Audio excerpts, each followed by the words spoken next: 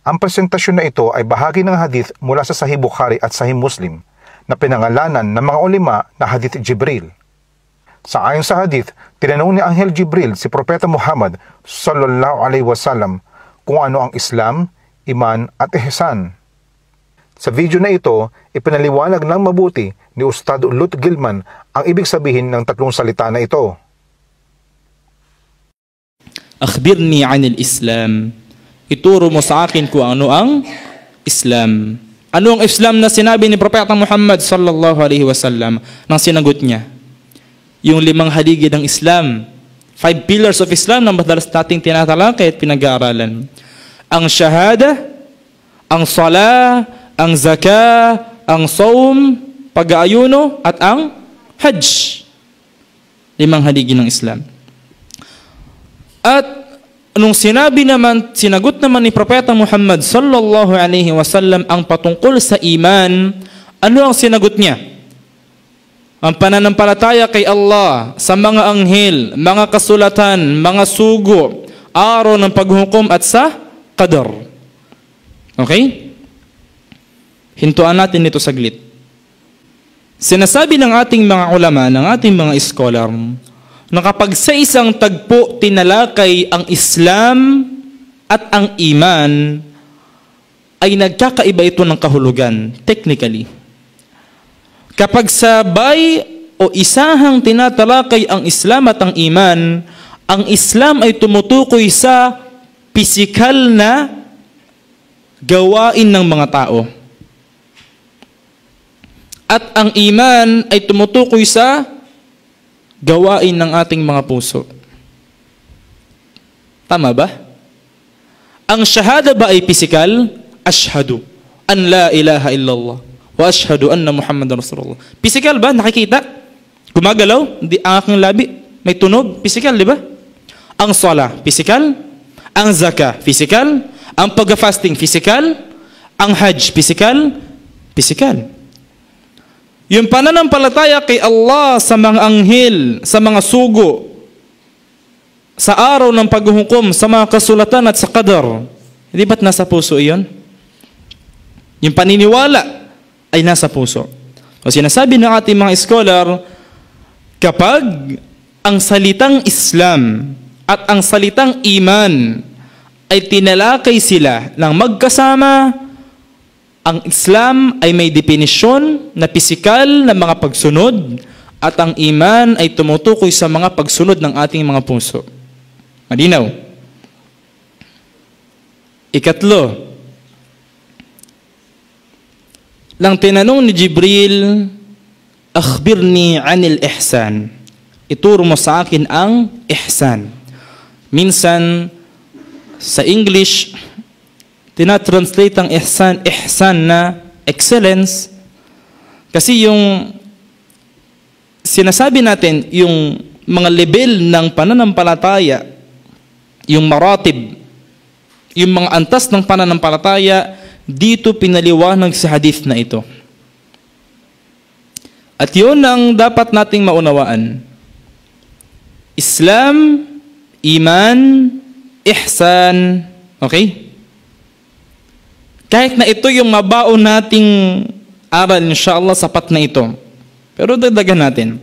Ang Islam, sabi natin, kapag ito ay tinatalakay, isang topic itong tinatalakay ni Jibril at ni Propeta Muhammad sallallahu alaihi wasallam nung tagpong iyon. Ang Islam ay tumutukoy saan? Sa mga pisikal na gawain ng tao. Tama? Ang iman ay tumutukoy naman sa paniniwala, mga gawain ng ating puso. Okay? At ang ihsan ay tumutukoy naman sa higit na pagpapataas o pagpapainam ng mga gawaing ito. Ano ang sagot ni Propeta Muhammad sallallahu alaihi wasallam? Ang ihsan, may gawain yung puso, iman yun. May gawain yung katawan, Islam yun. Ang ihsan, an ta'budallaha ka'annaka tarah. Yung pagsunod mo ng pisikal at pagsunod ng iyong puso ay gawin mong parang napakalapit ni Allah na para mo siyang nakikita. Hindi ba't mas mainam yun? فَإِن لَمْ تَكُنْ تَرَاهُ فَإِنَّهُ يَرَاكَ. Subalit kung hindi naman na para mo siyang nakikita, ay marapat mong alaman na nakikita ka ni Allah. na ang gawain ng puso mo, gawain ng katawan mo, ay isinasaalang-alang mong alam mong si Allah subhanahu wa ta'ala ay nakatingin, nakamasid, at alam ang iyong mga ginagawa. Nakuha natin. Isa-isahin natin ulit. Magbigay tayo ng halimbawa.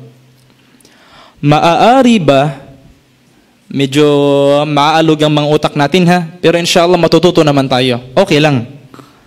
Okay lang maalog ang utak natin kasi matututo naman tayo. Mahirap yung maalog ang utak natin, wala tayong natutunan. Okay.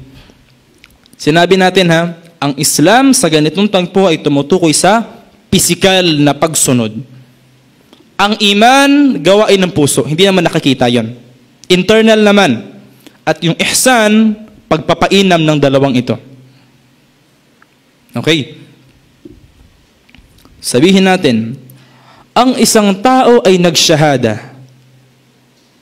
Ashhadu an la ilaha illallah wa ashhadu anna Muhammadar Rasulullah. Siya ay yumakap sa Islam. Okay? Physical yun. Islam yun, di ba? Nangangahulugan ba na ang taong nagsyahada ay naniniwala na agad ng ganap sa qadar? O pwedeng hindi pa? Ha? Ang ihsan mas mataas. Iman, Islam. Okay? Mag-imagine tayo. Islam, pisikal na pagsunod. Iman, pagsunod na ng puso. Sumasangayon na yung puso. Ihsan, pagpapainan ng dalawang nasa ibaba. Islam, pisikal, iman, puso, ihsan. Ang sabi ko, ang binigay kong halimbawa, kapag ang isang tao ay nagsyahada, yumakap sa Islam. Islam yun, di ba? Literal, pisikal, nagsyahada. Nandito na siya. Kahulugan ba nito na naniniwala na agad siya sa qadar o maaaring hindi pa? Pero sumuko na siya. Nakuha natin? Inulit ko ha, kasi ganito. Ang Islam ay pagsuko ng katawan. Sabihin natin, ang Islam ay pagsuko ng katawan, sumusunod yung katawan. Ang iman ay pagsuko naman ng puso. At ang ihsan ay pagpapainam ng dalawang ito. Halimbawa, okay, magbibigyan ko halimbawa. Meron akong anak. Halimbawa, nagsyahada ako, nagmuslim ako, at gusto ko na ang binata kong anak ay magmuslim din. Okay. At hindi pa siya ganoon ka naniniwala sa kanyang puso tungkol sa mga paniniwala ng Islam. Pero dahil anak ko siya, pinagmuslim ko na siya, nagsyahada siya, nagsala siya. Sinikap ko na makasabay siya sa pag-aayuno. Meron ng ginagawang pisikal na pagsunod ng aking anak sa Islam. Tama? Islam na yon. Islam na yon. Subalit ang kanyang iman ay matutukoy kung ang kanyang puso ay susunod ba sa mga gawain na kanyang kinikilos. Naunawaan natin? Naunawaan natin? Ang iman ay higit na, sabihin natin, yung pagsuko ng puso ay higit na mas mataas at marapat na makuha din natin iyon. Pero ang nangangahulugan dito, hindi lahat ng pisikal na sumusunod na o kumikilos ay mayroon na agad iman.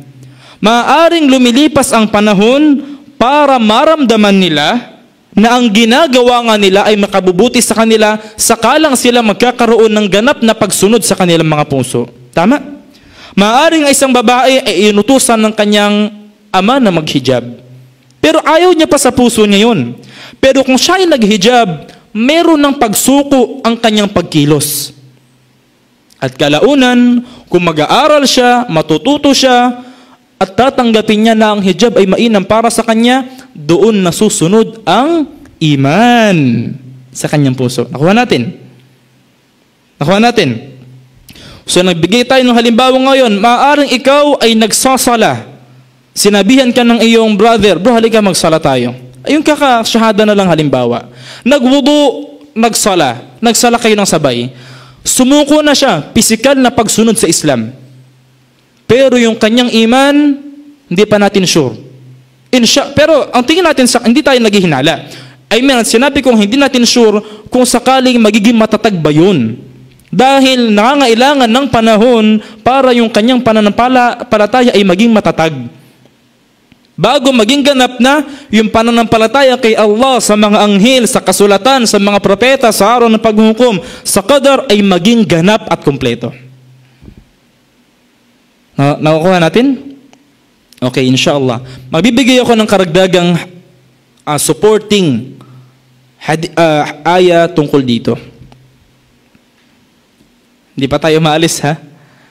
Doon tayo sa Islam, tsaka iman, tsaka ihsan. Okay? Sabi ni Allah subhanahu wa ta'ala, hinggil sa mga Arabo. May mga Arabo sa panahon ni Propeta Muhammad sallallahu alaihi wasallam na sumuko physically, pero wala pa yung pananampalataya sa Islam. Pwede ba yun? Saglit, ha? Nung si Propeta Muhammad sallallahu alaihi wasallam at ang mga sahaba nagkaroon na sila ng lakas sa lipunan, pamahalaan ng Islam. Dalawa, o sabihin natin, maraming mga uri ng tao. Merong mga nanampalataya sa puso nila at sumunod na physically sa utos ng Islam. Mu'min yun, okay? Ikalawa, meron namang mga tao na sumusunod daw physically pero hindi naman sila naniniwala sa kanilang puso at galit pa sila. Munafiq naman yun. Ikatlo, meron ng mga tao na sila yung mga susunod lang dahil malakas ang Islam, ayaw naman namin gumaya dun sa mga makikipaglaban, hindi rin sila kabilang sa mga galit sa Islam at nagkukunwari. Pero sila yung mga tao na wala kayong magagawa, sunod na lang kami. Physically, sumusunod sila. Pag nangolekta ng zakah sila Propeta Muhammad sallallahu alaihi wasallam, bibigay sila ng zakah. Pag nanawagan sa adhan, magsasala sila. Muslim na sila, inshallah. Pero, yung iman, nasa puso eh. Maaari ang isang tao ay sumusunod ng physical sa Islam, pero wala siyang pananampalataya sa kung ano yung ginagawa niya. Tama? Kaya't hinggil sa mga taong ito, nagmalaki sila na sila daw ay nananampalataya na. Pero totoo, sumusuko pa lang sila sa kanilang mga kilos dahil physically wala silang magagawa. Hindi yung kung wala man yung mga Muslim na malalakas, Muslim pa rin kami. Hindi sila ganun. Nakuha natin? Hindi sila yung nandyan man si Propeta Muhammad sallallahu alaihi wasallam, malakas man sila o hindi, mu'min sila. Hindi sila ganun. Dahil malakas sila, no choice. Pero susunod sila. Hindi sila tulad ng ibang mga lumalabag. Ang sabi ni Allah subhanahu wa ta'ala hinggil sa kanila, qalatil a'rabu amanna. Sabi ng ilan sa mga Arabo, nananampalataya na kami. Sila yon, nagkiklaim na sila. Qul, sabi ni Allah, sabihin mo sa kanila, lam tu'minu walakin qulu aslamna. Ang sabihin mo sa kanila, Muhammad sallallahu alaihi wasallam, hindi pa kayo nananampalataya ng ganap. Subalit sumusuko na kayo. Nakuha natin? Nakuha natin yung aral. Maaring sila ay sumusuko na pero hindi pa sila talaga nananampalataya. Okay? So inshallah wala namang ganun sa atin dito ngayon. Pero tinatalakay kasi natin ng Islam, iman at ihsan at hindi natin ito pwedeng laktawan. Paumanhin kung medyo sumakit ang ating mga ulo. Pero hinihiling ko kay Allah subhanahu wa ta'ala na bigyan niya tayo ng pag-unawa. Dahil malaki ang maitutulong nito sa ating pananampalataya. Okay? At nabanggit na natin, ang Islam, physical. Shahada, salah, zakah, saum, hajj. Sumusuko eh. Diba, literal ang kahulugan ng Islam ay pagsuko, pagtalima. At ang iman ay paniniwala naman kay Allah sa mga anghel, sa huling araw, sa kasulatan, sa mga propeta at sa qadar. Dahil yun ay matatagpuan talaga sa puso. Tama? Ang ganap na paniniwala kay Allah subhanahu wa ta'ala na siya ay dapat na sambahin, walang dapat na itambal sa kanya, puso ang magdidikta noon. Tama? Maaari ang isang tao ay sumusuko ng pisikal pero ang kanyang puso ay nagtatambal kay Allah. Pwede ba? Pwede. Pwede ang isang tao ay naniniwala sa mga pamahiin, sa swerte at sa malas, sa mga khurafat, sa mga pamahiin na ito, sa mga pangitain na ito. Pero pisikal siyang nagsasala halimbawa. Nakuha natin? So, ibig sabihin, meron siyang pagsuko, pero hindi pag ganun ka na itatama ang kanyang iman. Tama. So, inshallah ta'ala, laktaw muna tayo. Dahil na-discuss natin to, Islam, Iman, Ihsan, natanong ni Jibril alayhi salam, at nagbigay si Propeta Muhammad sallallahu alaihi wasallam ng mga antas nito at sinagot niya. So, i-conclude natin yung tagpo na yon. Nung sinagot ni Propeta Muhammad ang tanong tungkol sa Islam, ang mga sagot niya ay patungkol sa pagsuko na pisikal ng ating mga kilos at ng ating mga gawain. Nung tinanong naman siya hinggil sa iman, ay itinuro niya na ito ay patungkol sa mga pagsuko o paniniwala na ng ating mga puso. Mas mataas na.